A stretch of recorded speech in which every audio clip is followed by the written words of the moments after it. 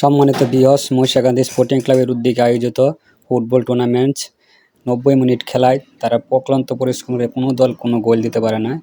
বিডালির মধ্যে প্রচুর রৌদ্রের মাঝে খেলাটা হয়েছে। হালকা বাতাস কারণে খেলতে পারছে। ৯০ মিনিট খেলেছে কিন্তু কোনো দলই কোনো গোল দিতে পারে না। খুব কন্টেস্ট খেলা হয়েছে। তারপর তারা টাইব্রেকারের সিদ্ধান্ত নিল। টাইব্রেকারও শর্ট বল তো শর্ট জায়গা কোনো কষ্ট করে টাইব্রেকারও গোল দিতে পারছে না। এবার শেষ বল ছিল, শেষ অবস্থান ছিল, শেষ প্লেয়ার ছিল, তাদেরকে করে দিল। এই বল যদি গোল না হতো তাদেরকে সিদ্ধান্ত দিয়ে জিতে দিতে হতো। তারপর দেখা যাচ্ছে শেষ বলে ওরা জিতে গেছে।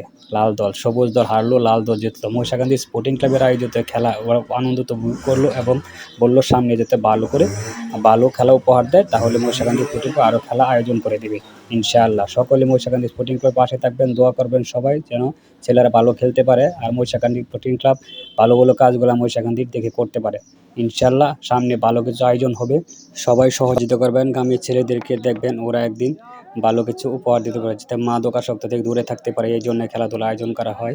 ওরা প্রায়ই খেলাধুলা আয়োজন করে, আমার কাছে আসে, আমি ওদেরকে আশ্বাস দিই যে তোমরা খেলাধুলা আয়োজন করো, আমি সার্বিক সহযোগিতা করবো। এবং মহিষাগান্ধী স্পোর্টিং ক্লাবের সকল পরিচালকদের জন্য দোয়া করবেন, তারা যেন সুস্থ থাকতে পারে, ভালো থাকতে পারে এবং ভালো কাজগুলা দেখে মহিষাগান্ধীর সকল কাজগুলো করতে পারে।